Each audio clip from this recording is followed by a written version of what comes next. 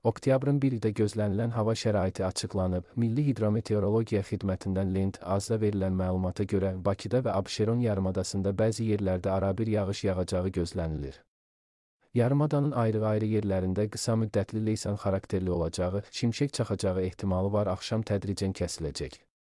Güclü şimal-qərb küləyi axşama doğru mülayim şimal-şərq küləyi ilə əvəz olunacaq. Havanın temperaturu gecə 15-17 isti, gündüz 17-19 isti olacaq.